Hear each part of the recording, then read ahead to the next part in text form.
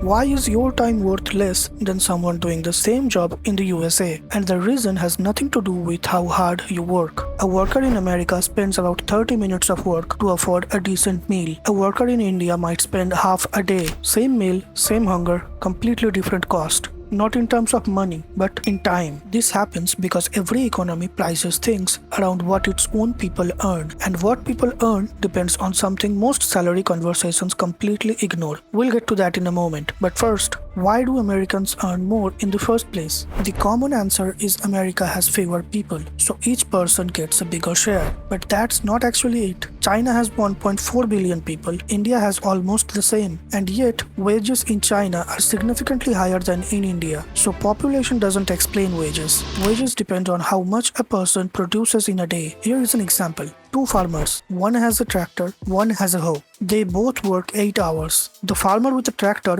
produces 10 times more, so his employer can afford to pay him 10 times more. America is the farmer with the tractor. Better machines, better roads, better technology, better systems. Every worker there is backed by decades of built-up infrastructure and capital. That makes each worker more productive, and more productive means more valuable. More valuable means higher wages. India is still building its tractor. That takes time. Now here's something interesting. That tractor doesn't just explain wages, it explains prices too. Because productivity is high in America, wages are high across the board. That includes people who cut hair, serve food, or drive cabs. None of those jobs got more productive because of technology. A haircut takes the same 20 minutes it used to take, but the person giving that haircut still needs to earn enough to live in America, where everything else is expensive. So the haircut costs $40.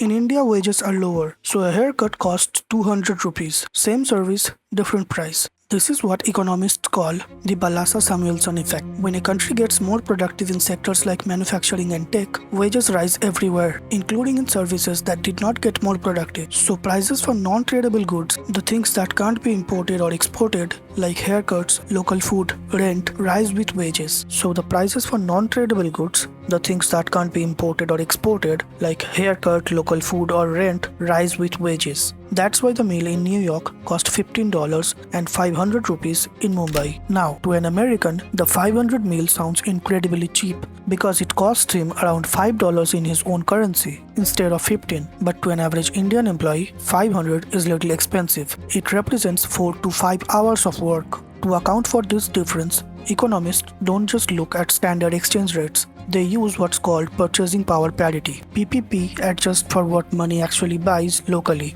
And depending on which measure you use, India's average income looks completely different. At market exchange rates, India's per capita GDP is around $2,700. Under PPP, it is closer to 11,000. Neither of those numbers are wrong, they are just answering different questions. The marketer tells you what your rupee buys abroad. PPP tells you what they actually buy at home. Politicians love the PPP number. It makes India sound wealthier. But if you are buying gold or flight or oil, the things that priced in global markets, the exchange rate is what actually matters. PPP only counts for what stays inside the economy. Now you might be thinking, if productivity is what matters, are we producing less? Why the entry-level salaries still roughly the same as they were 15 years ago? India's GDP has grown massively in the last 15 years. Companies got bigger. The IT sector exploded. We are producing more by every measure. But if you look at entry-level salaries, a fresher at an IT company, a floor worker in a factory, the number hasn't moved much in real terms. So if productivity went up, where did the money go? Mostly in 3 places. First, to the top. Business owners and senior professionals captured most of the gains. This happened in America too. After the 1970s, productivity kept rising. Worker wages didn't follow. For India, it's worse.